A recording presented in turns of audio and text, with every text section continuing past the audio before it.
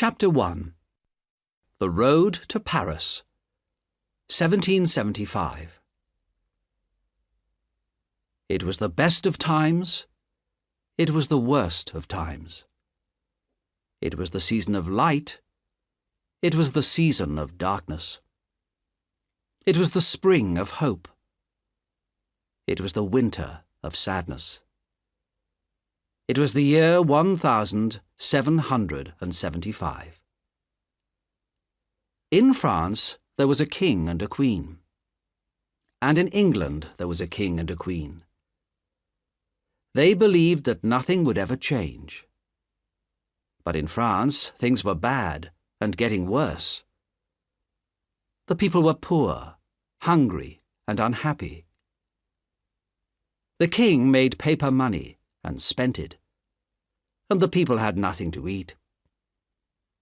Behind closed doors in the homes of the people, voices spoke in whispers against the king and his noblemen.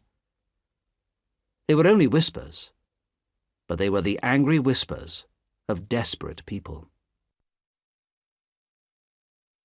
Late one November night, in that same year, 1775, a coach going from London to Dover stopped at the top of a long hill.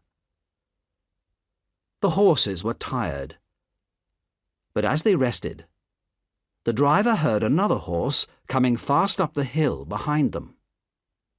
The rider stopped his horse beside the coach and shouted, "I want a passenger, Mr. Jarvis Lorry from Tellson's Bank in London." "I am Mr. Jarvis Lorry," said one of the passengers, putting his head out of the window. "What do you want?" "It's me, Jerry Crancher, from Tellson's Bank, sir," cried the man on the horse. "What's the matter, Jerry?" called Mr. Lorry. "A message for you, Mr. Lorry. You've got to wait at Dover for a young lady." "Very well, Jerry," said Mr. Lorry. "Tell them my answer is, came back to life." It was a strange message, and a stranger answer. No one in the coach understood what they meant. The next day, Mr. Lorry was sitting in his hotel in Dover when a young lady arrived. She was pretty, with golden hair and blue eyes, and Mr. Lorry remembered a small child, almost a baby. He had carried her in his arms when he came from Calais to Dover, from France to England many years ago. Mr. Lorry asked the young lady to sit down. "Miss Manette," he said, "I have a strange story to tell you about one of the customers of Tellson's Bank. That's where I work."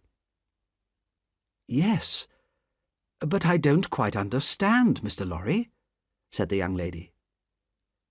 "I received a message from Tellson's Bank asking me to come here to meet you.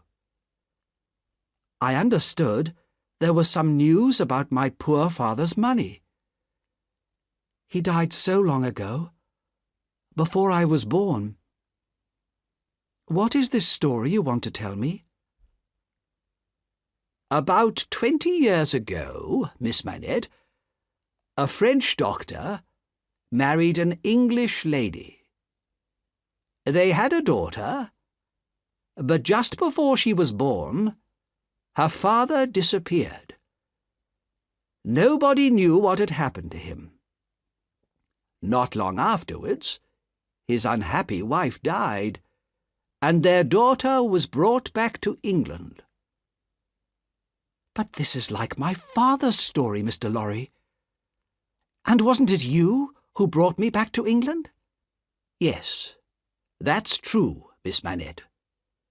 Many years ago, I brought you from France to England, and Tellson's Bank has taken care of you since then. You were told that your father had died, But think, Miss Manette. Perhaps your father wasn't dead. Perhaps he was in prison. Not because he had done something wrong, but just because he had a powerful enemy. An enemy with the power to send him to prison and to keep him there, hidden and forgotten, for 18 years. Can it be true? Is it possible that my father is still alive? Lucy Manette stared at Mr. Lorry. Her face was white, and her hands trembled. It will be his ghost, not him. No, Miss Manette, said Mr. Lorry gently. He is alive, but he has changed very much. Even his name had been forgotten. And we must ask no questions about the past, no questions at all. It would be too dangerous. He has been taken to the house of an old servant in Paris, and we are going there to bring him back to life.